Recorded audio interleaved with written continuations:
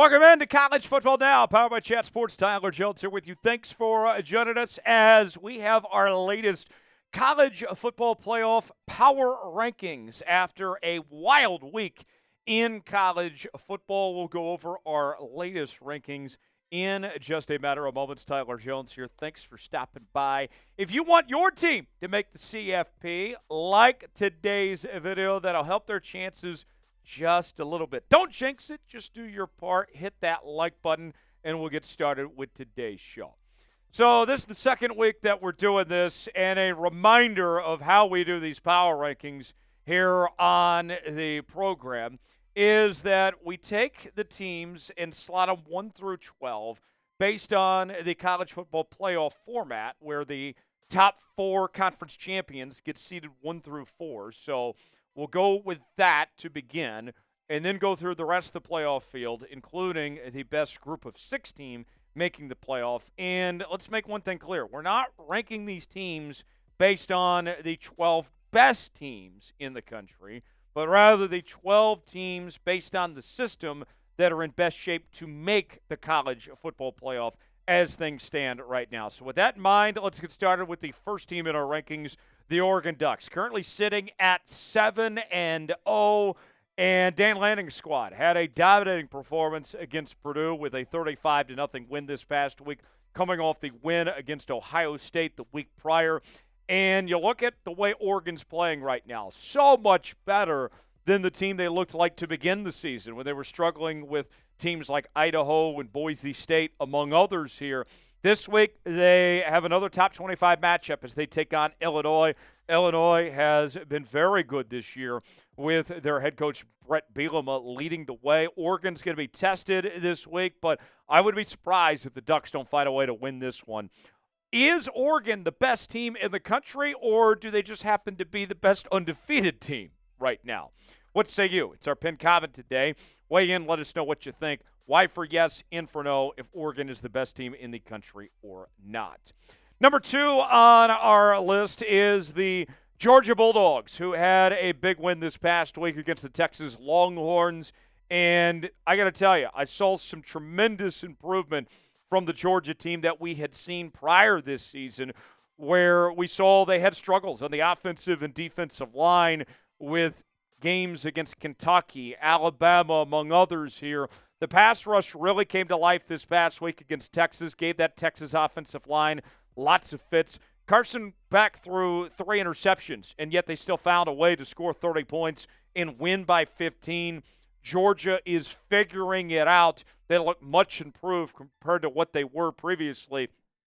And their schedule the rest of the way is pretty favorable for the Bulldogs. They have a bye week this week, and with getting that win against Texas, you have to think that they're in good shape to position themselves to get to the SEC championship game, some wiggle room, even if they were to pick up another loss, to still potentially make the college football playoff at this point.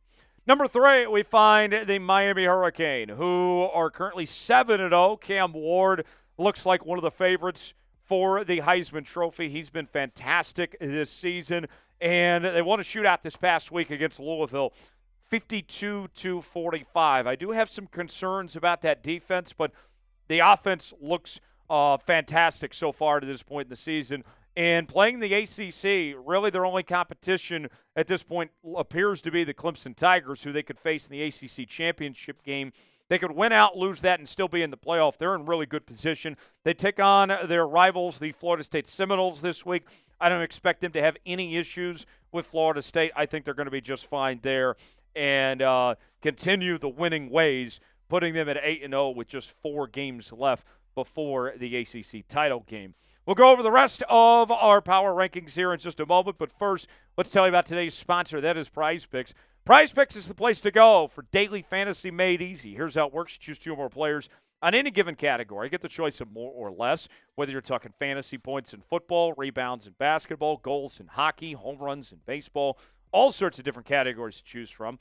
I'm looking ahead to the start of the basketball season, which begins on Tuesday night. I got Anthony Edwards to have more than half a point. That's an easy one that PrizePicks has given you. I'll also go with Karl Anthony Towns, Cat, to have less than 21.5 points in his debut against the Boston Celtics. And PrizePicks has got a great offer right now. They will give you $50 when you spend $5 on PrizePicks. You don't have to win to get the money, folks. It's that easy. PrizePicks.com/CLNS. Promo code CLNS to play along with us today. PrizePicks, proud partner of college football now. Next on the list, we find the Iowa State Cyclones, who squeaked by in a win over UCF this past week. Rocco Beck looked very good in that performance, leading that game-winning drive in the fourth quarter.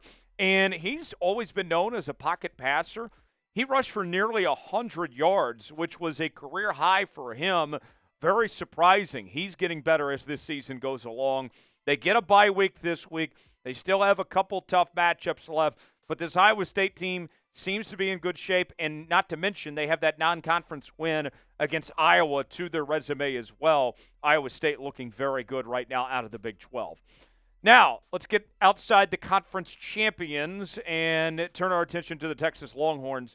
I know they lost at home, but I'm still very high on this Texas team, sitting at 6-1. I've been very high on Texas for a long time, if you've been listening to me here on this program.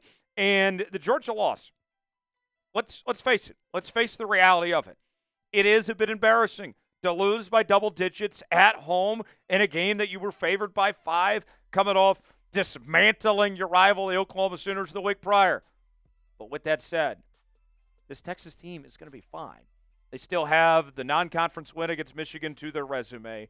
You look at the rest of the schedule, and it's actually pretty favorable compared to some of those SEC teams out there. I think Texas, they still have some stuff to figure out, especially when it comes to the offensive line. I don't think that moving quarterbacks from Quinn to Arch and then back to Quinn is going to make people feel great about that quarterback situation.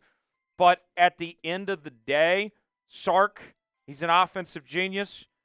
They're going to figure this out. I think that they're going to be fine. This week you take on Vandy, and I think we learned that you can't sleep on Vanderbilt based on what they did to Alabama, what they did to Kentucky the week after that. This is going to be a real wake-up call. It's going to be a test of Texas's intestinal fortitude of how they respond after taking a smackdown by Georgia. Now what do you do? Going on the road against a top 25 team. Watch out. Let's see what Texas does this week. I think you're going to like their response here against Vandy on the road. Who's going to win the SEC this year? Seems to be wide open. Is it Georgia? Is it Texas? Is it Tennessee? We'll talk about them later. Is it LSU? I don't know who's going to win the SEC right now, if we're going to be honest. Who do you think it is? Get your predictions in now. Who you think wins the Southeastern Conference in 2024. Number 6, we find Penn State.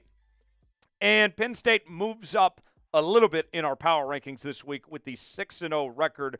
And despite them and Ohio State both being on byes, we moved Penn State ahead of Ohio State this week. And let me explain why we're doing that. We are another week further into the season now. And part of the deal with these power rankings is how you position yourselves when it comes to making the playoff with your odds. And as another week passes by, that's another week closer for Penn State to be making the playoff and sitting with that perfect record. It's a good spot to be in for Penn State right now. You play Wisconsin. That's a rivalry game. That's on the road. Wisconsin played some better football as of late. I think we're in for a very good matchup, and honestly, I wouldn't be surprised if Wisconsin finds a way to pull off the upset this week. You heard it first. Number 7, we find the Ohio State Buckeyes at 5-1. And you had the loss to Oregon a couple of weeks ago, which came down to just the very last couple of seconds in that football game. And Ohio State, what's interesting, everybody's talking about, hey, we expect them to play Oregon again in the Big Ten championship game and then potentially in the playoffs as well. Well, Penn State's still there. And Penn State's still undefeated. Penn State, you'll play later this year. There's still some work to do for Ohio State as far as this situation goes. I think Ohio State's a fantastic football team. They're arguably the most talented team in the country. But they might need a little bit of help at this point. Taking on Nebraska. I don't think Nebraska's very good. I think they got exposed by Indiana this past week. I think Ohio State's still in very good shape to make the postseason right now. Number 8, Tennessee. I think Tennessee pretty much eliminated Alabama at this point. Alabama now with 2 losses. Tennessee takes care of business at home with a very strong win against the Crimson Tide, 24-17 this past week. A game where they did not start off well, but they got better as the game went along. Nico figured it out. This week you take a bye, and I think that's a good spot for a bye to kind of emotionally reset for a moment of where you're at in this situation. But, yes, Tennessee, I like where this Tennessee team is at, and they're physical too. That's a physical football team, and that travels well throughout the rest of the SEC. Number 9, the LSU Tigers. LSU sitting at 6-1. And I was talking to a buddy of mine the other day. I think we're seeing more and more that loss to USC, neutral site week 1, I was at that game, looks like a fluke. I mean, because USC just looks awful. LSU is figuring things out. And Brian Kelly tends to struggle in week 1 games about every year at this point in time. They manhandled Arkansas. They went on the road, rivalry game, and they dominated. And I think Nussmeier looks good. I think they're opening up the offense more, too. They're trusting him. LSU is getting better. They're trending in the right direction. And now you take out a Texas A&M team on the road this week.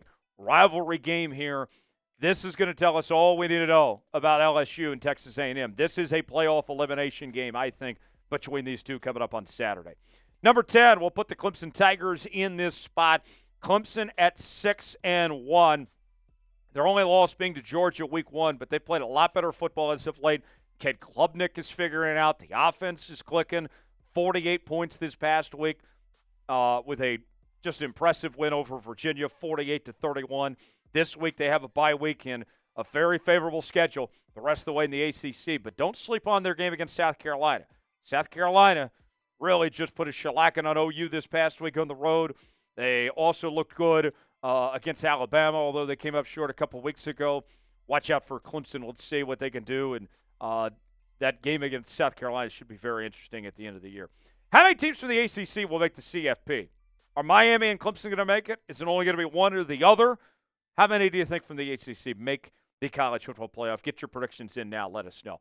For the best college football coverage around, you got to subscribe to College Football Now by Chat Sports, as we are talking college football playoff, recruiting, conference realignment, and more. It's all right here in one place. If you're a diehard college football fan, this is the channel for you. Subscribe now for free, youtube.com/chatsportstv. Number 11, we'll put BYU at this spot at 7-0. BYU with a win against Oklahoma State. A nail-biter came down to the wire. Retzlaff leading that game-winning drive. They struggled to stop the run against Ollie Gordon and company, but to me, this is a win where you say, wow, that team's battle-tested. They found a way to come back from behind to win a game like that, and I think Oklahoma State's better than what their record indicates as well. I was impressed. Now you take on UCF. UCF's not very good. I think BYU should be able to handle business there. The last spot in our power rankings, we'll go to Boise State. I think they're the best team out of the group of 6. I'm not a believer in Army or Navy. Boise State's only loss this year is to the number 1 team in the country, the Oregon Ducks, and it was a very good game on the road there. Had a bye last week. Now you take on UNLV this upcoming week on a Friday night on the road in Vegas. UNLV, not a bad team. UNLV's had their moments so far this year. We all know about that quarterback situation, but we've seen their running back, Ashton Gentry, has just looked phenomenal. He's a Heisman contender. I think that's going to be a fun game on Friday night.